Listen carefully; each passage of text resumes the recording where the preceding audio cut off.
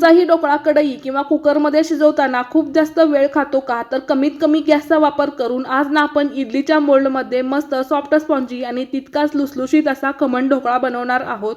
तर ढोकळा बनवण्यासाठी या इथे मी 1 वाटी डाळीचं पीठ स्वच्छ चाळून घेतलेलं आहे. त्यामध्ये हळद आणि 2 चमचे साखर ॲड करायची आहे, चवीनुसार मीठ आणि या इथे आपल्याला सॅल्ट्रिक ॲसिड वापरायचं आहे.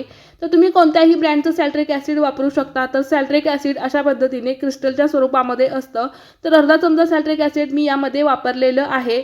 तर सॅल्ट्रिक ॲसिड आणि मिठाची चव बॅलन्स होण्यासाठी आपल्याला यामध्ये साखर आवर्जून वापरायची आहे. 2 चमचे गोडे तेल घालून आपल्याला थोड्या पाण्याने अशा कन्सिस्टन्सीचं हे बॅटर बनवून घ्यायचं आहे. तर खूप जास्त पातळ नाही आणि खूप जास्त घट्टही नाही, अशी कन्सिस्टन्सी आपल्याला लक्षात ठेवायची आहे. इडलीच्या मोडला तेलाने ग्रीस करून तयार बॅटरमध्ये अर्धा चमचा सोडा घालून बॅटर छान फ्लफी होईपर्यंत मी फेटून घेतलं आणि प्लेटमध्ये आपल्याला अशा पद्धतीने थोडं थोडं हे बॅटर फिल करून घ्यायचं आहे. तर गॅसवरती ऑलरेडी मी पाणी उकळायला ठेवलं होतं आणि उकळत्या पाण्यामध्ये आपल्याला हा स्टँड ठेवून द्यायचा आहे आणि हाय फ्लेमवरती कमीत कमी 2 मिनिटं आपल्याला हा ढोकळा स्टीम करून घ्यायचा आहे. ढोकळा स्टीम होत आहे तोपर्यंत मी कढईवरती थोड्याशा तेलामध्ये जिरे, मोहरी, उभे चिरलेली मिरची आणि कढीपत्ता घालून बेसिक तडका तयार केला. त्यामध्ये आवश्यकतेनुसार वापर करून चवीनुसार साखर, मीठ, थोडीशी कोथिंबीर मी यामध्ये ॲड केली. तर त्यानंतर आपला ढोकळाही छान स्टीम झालेला आहे. ढोकळ्यावरती कुठेही लाल पॅच आलेले नाहीत. कमीत कमी गॅसचा वापर करून कमीत कमी वेळामध्ये छान सॉफ्ट स्पॉन्जी ढोकळा आपल्याला या इथे तयार झालेला दिसतो.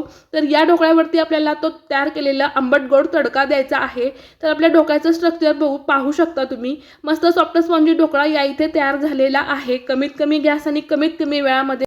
तर तुम्हीही अशा पद्धतीचा ढोकळा एकदा नक्की ट्राय करून पहा आणि आपल्या पेजला नक्की फॉलो करा.